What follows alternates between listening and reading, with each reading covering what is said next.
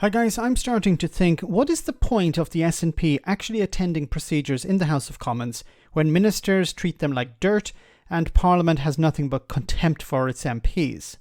As we know, last week the SNP put forward an Opposition Day motion calling for the House to vote for a ceasefire in Gaza.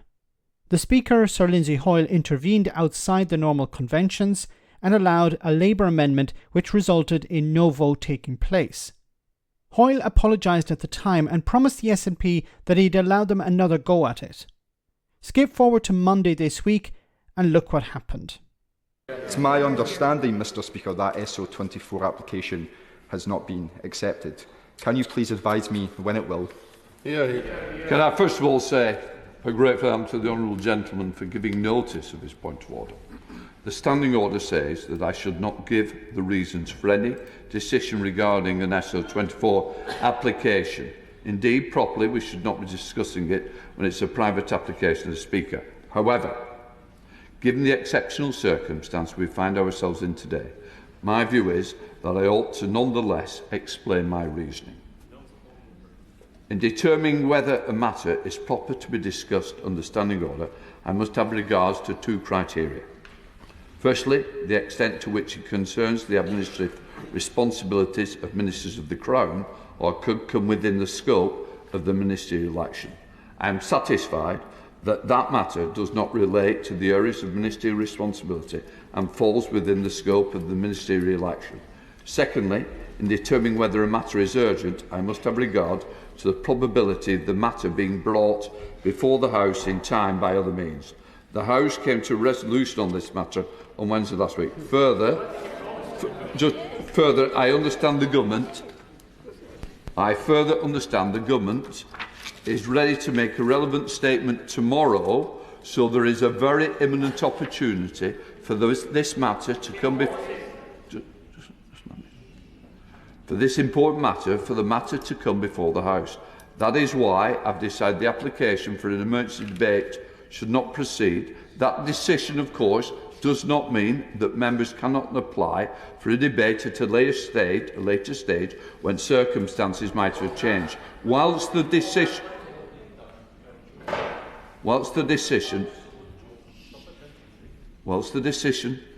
is mine to take, I've consulted the deputies on this matter and the clerks, and we have agreed on this approach. We now come to this. So there you have it. I made a promise to you, but I'm going back on that promise. Now, his excuse seems to be, well, there are procedures and it's not matching the procedural requirements, and also, it isn't urgent.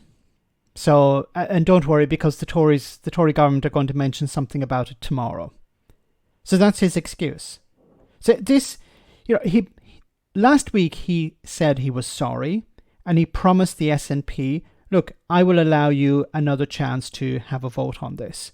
Now he's saying, well, it doesn't meet the criteria necessary, so you're not allowed to have another vote on it, another debate. And he says, well, you can have one in the future. Now, I don't know if this is another Opposition Day motion or if he's going to allow something similar to that, because he hasn't been clear in his response. But this once again begs the question, as I started at the beginning with, what is the point of the SNP actually having a place in Parliament? Like, Sinn Féin reject the British state, so they don't. They abstain from the Parliament. They don't take the oath of allegiance to the King or to the Queen.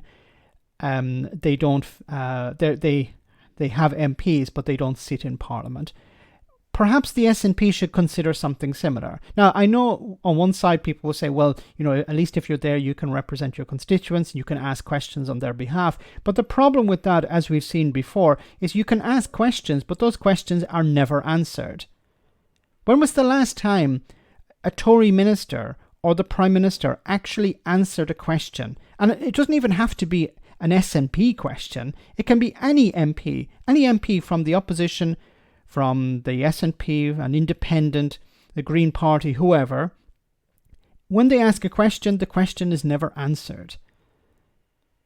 They receive a response, but then the question is never answered, especially during PMQs. So apart from committees, what is the point of asking questions where they're not answered?